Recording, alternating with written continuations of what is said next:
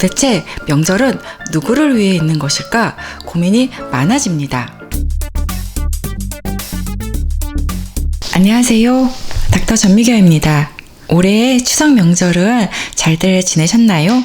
연휴 마지막 날에 제가 제 친구로부터 전화 한 통을 받았습니다. 친구가 막 시댁욕을 하면서 저에게 하소연을 하는 거예요.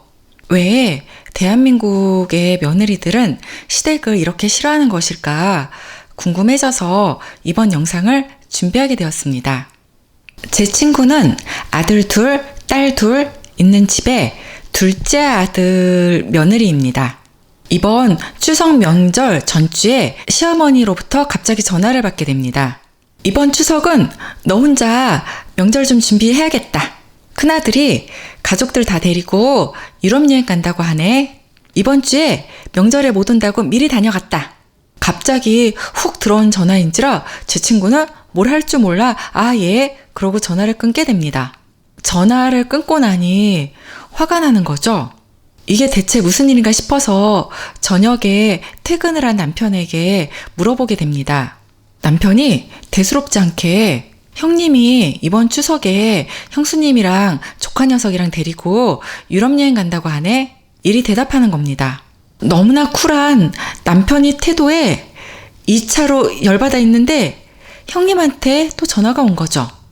내가 이번 추석에 유럽으로 여행 가게 되었잖아. 동서 혼자 고생해서 어쩌나 호호호 뭐 이러는 거죠. 위로인지 양해인지 알 수 없는 손이 형님의 전화에 3차로 열이 받게 되더랍니다. 전화로 저랑 둘이서 시어머니, 형님, 시누이 욕 실컷 했습니다. 친구 남편 욕은 안 했고요. 아무리 친한 친구라도 남편 욕은 거들면 안 됩니다. 세상 사는 요령입니다. 도대체 대한민국의 며느리들은 왜 이렇게 시댁을 싫어하는 걸까요? 첫 번째 이유입니다. 다들 아시겠지만 전통적인 가부장적 문화 때문입니다. 한국 사회에서는 대대손손 남아선호 사상이 있어왔고 남성 위주의 삶을 당신들이 사셨기 때문에 며느리들에게도 그런 삶을 강요하는 거죠. 일단 명절 전에는 시댁에 먼저 가서 명절을 시댁에서 보낸 후에 친정을 가는 것이 일반적이죠. 제 외래 환자분 중에 최근에 결혼한 30대 초반 여자 환자분 케이스입니다. 구정은 시댁 먼저 가고 추석은 친정 먼저 가자. 이렇게 남편에게 말하니 남편이 너 진짜 이상한 사람이다. 이리 말했다고 합니다. 자기는 집 구할 때 돈도 반반 냈고 같은 공기업에 다니기 때문에 연봉도 비슷하다. 우리 친정은 딸만 둘 있고 나는 장녀이다. 그럼 앞으로 모든 명절에 우리 엄마 아빠는 자식들 없이 단 두 분이서만 보내야 되는 거냐. 이리 저에게 질문하시더라고요. 예전과 달리 여자들이 공부를 해서 대학도 나와서 머리도 깨이고 직장을 다니면서 돈도 벌기 때문에 가부장 문화에 무턱대고 순응적이지 않습니다. 그리고 원래 의무와 권리는 동전의 양면과 같습니다. 예전에는 가족 부양의 책임을 오롯이 아버지 혼자 짊어졌다면 지금은 그렇지 않다는 거죠. 사회 문화적으로 보면은 여성들 인권이 낮은 이슬람 문화권의 일부 다처제 문화나 유목민족들에게 있었던 형사 취수제의 경우 남성들의 성욕을 위한 것이라기보다는 경제적 능력이 없는 여성들을 위한 사회보장 제도의 의미가 더 큽니다. 복지로 유명한 북유럽 국가의 경우에 남녀 모두 동등한 경제적 책임과 자녀 양육의 책임을 집니다. 여자들이 돈을 안 벌 경우 사람 취급을 안 하고요. 전업주부라는 개념 자체가 없습니다. 스칸디나비아 대디가 한때 아빠들의 롤모델로 부상한 적이 있었거든요. 북유럽 남자들이 특별히 자상해서가 아니고요. 그냥 그 나라 문화가 남녀 똑같이 돈을 벌고 장영 양육 똑같이 하기 때문에 필요에 의해서 남자들이 육아에 적극적이 되었던 겁니다. 이처럼 여자들의 권리가 큰 나라일수록 의무도 같이 커지게 됩니다. 한국 사회는 마구잡이로 가치관이 섞여 있죠. 과도기적 단계인 것 같습니다. 지금 제가 시댁 얘기를 하는 중이긴 하지만 여자들 중에서도 의무는 안 하고 권리만 주장하는 말도 안 되는 경우도 있죠. 결혼할 때 남자 쪽에만 집장만의 의무를 지우는 것도 저는 좀 아닌 것 같습니다. 어쨌든 이러저러한 이유로 명절이 다가오면 남녀 간의, 세대 간의 갈등은 있을 수밖에 없습니다. 두 번째 이유입니다. 다른 집의 명절 문화와 비교하면서 시댁이 싫어지게 됩니다. 시대가 달라지면서 명절 문화라든가 제사 문화라든가 다 달라지게 되었죠. 제사 횟수를 줄이거나 제사를 간소화하거나 제사 자체를 아예 안 지내는 집들도 늘어나고 있습니다. 올해 성균관에서는 제사상에 전을 붙일 필요가 없다는 간소안을 공식 발표까지 했습니다. 명절에 고향을 안 가고 여행을 가는 가족들도 많아지고 있습니다. 왜 옆집 순이네는 제주도에 여행을 갔는데 나는 시댁에 가서 이리 전을 붙여야 되느냐 이런 생각이 든다는 거죠. 더구나 SNS가 유행하게 되면서 남들이 사는 모습을 적나라하게 들여다볼 수 있기 때문에 남들과의 비교를 하기가 더 쉬워지게 된 세상입니다. 몇 년 전에 인터넷을 달군 유명한 레전드 댓글이 하나 있습니다. 진짜로 조상 잘 만난 사람들은 명절에 해외로 여행을 가고 조상 덕을 본 적 없는 사람들은 음식상에 절하고 집에 와서 마누라랑 싸운다는 내용이었죠. 많은 사람들에게 팩트 폭력을 가하면서 명절 문화에 대해 현타를 맞게 한 유명한 댓글이죠. 세 번째 이유입니다. 불공정하다는 생각이 들면서 억울하다고 느껴질 경우 시댁이 확 싫어집니다. 이게 이 영상에서 제가 말하고자 하는 핵심입니다. 한국 시댁의 보편적인 가부장적 문화는 한국 사회의 며느리들은 대부분이 그러려니 합니다. 다른 집과 비교해서 우리 시댁의 명절 문화가 좀 힘들더라도 그러려니 합니다. 그러나 인간적으로 차별받는다는 생각이 들게 되면 바로 속에서 우욱하고 뭔가가 올라오게 됩니다. 제 친구가 결혼해서 명절 연휴 기간 내내 시댁에서 보낸 애였거든요. 시댁 형님이랑 둘이서 같이 명절 음식 준비를 했죠. 이번 명절에 큰아들네가 안 오게 되면서 제 친구가 독박을 쓰게 된 상황인 거죠. 시어머니는 장난말이라면 끔뻑 죽는 분이셨던 거예요. 이번 추석 명절에는 둘째 며느리인 제 친구 혼자 독박을 써야 되는 상황이 돼서 제 친구는 아무런 인간적 배려를 받지 못했다는 생각 때문에 화가 났던 거죠.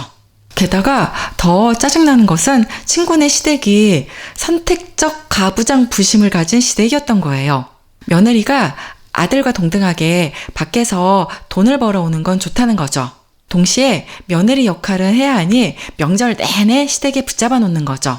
진정한 가부장은 며느리들이 밖에 나가 돈 버는 것도 싫어해야 되고요. 아들 내조만 하고 아이들만 잘 양육해라 이래야 되는 거죠. 게다가 딸과 사이는 명절 아침 당일에 제 친구 시댁에 와서 명절 내내 놀다 가는 거예요. 사위들은 술을 좋아하는 사람들이었고요. 며느리들더러 사위들 술 시중 들게 하려고 명절에 친정에 안 보내는 거죠. 명절 전주나 명절 다음 주에 친정에 가라고 하고요. 요새 이런 시댁도 있습니다. 바로 시누이들이 이 지점에서 욕을 얻어듣는 거고요.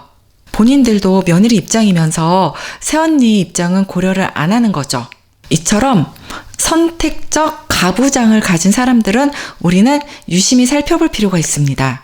우리 시댁이 가부장이어서 어쩌고 저쩌고 하는 사람들 말을 자세히 잘 들어보면요. 타인을 배려 못하는 이기적인 성품을 가부장의 탈을 써서 위장하고 있는 경우가 대부분이더라고요.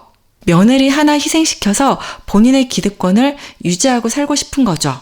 가부장을 본인의 입맛에 맞는 유리한 것에만 선택적으로 적용을 하는 거죠. 실제 한국 사회의 가부장의 거두인 유학자 명문 집안의 차례상을 보면 엄청 검소합니다. 서인의 거두인 명제 윤증 종갓집, 태계 이황 종갓집, 전주 이씨 종갓집 차례상입니다. 엄청 검소하죠?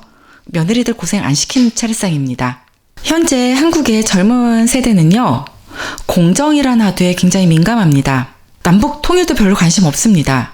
통일이 되면 좋은 건 알겠는데 독일을 보니 막대한 통일 비용을 지출해야 돼서 내 세대에서는 통일이 안 되면 좋겠다. 이리 말하는 젊은이들이 대부분입니다. 젊은 세대 간의 남녀 갈등 또한 심각하잖아요. 각자의 입장에서 사회가 공정하지 않다라고 주장하는 거죠. 현재 젊은 사람들의 정의는 정치라든가 경제라든가 하는 분야에서 민주주의라든가 자본주의라든가 이런 것이 아니고요. 나이 삶과 관련된 구체적 영역에서 경쟁이 공정한가 공정하지 않은가 하는 것이 바로 정의입니다. 열심히 노력해서 살아왔는데 취직도 어렵고 내 집 마련도 어렵고 한 세대라서 그렇습니다. 그래서 공정하지 않다고 생각되는 차별에 민감할 수밖에 없습니다. 시어머니들이 갑질하면서 형제 간에, 며느리들 간에, 딸과 며느리 사이에 공정이라는 화두를 깰 경우 며느리들은 시댁이 확 싫어집니다. 만일 시어머니가 현명하신 분이셨더라면 이번 명절에 시댁에 안 오겠다는 큰아들의 말을 듣고 나서요. 둘째 아들에게 전화해서 코로나 극성이니 이번 명절에는 서로 모이지 말자. 이리 말씀하셨더라면 상황은 달라졌을 겁니다. 쿨하게 다 같이 안 모이면 제 친구 입장에서는 시어머니라든가 시댁 형님이라든가 시누이들을 싫어할 이유가 없고요. 제 친구 성품이라면 시어머니가 이렇게 말씀하시면 본인이 에이 그래도 내가 혼자라도 제사상을 차려야겠다 이리 생각했을 겁니다. 그래도 시어머니가 둘째 며느리인 내 입장을 좀 배려해 주시는구나 이렇게 마음을 달랬을 겁니다. 그러면서 첫째 형님 센스 있게 유럽 여행 다녀오면서 평소에 제 친구가 갖고 싶어 하던 비싼 화장품 마음을 담아 선물해주면 상황은 예쁘게 마무리가 되었을 겁니다.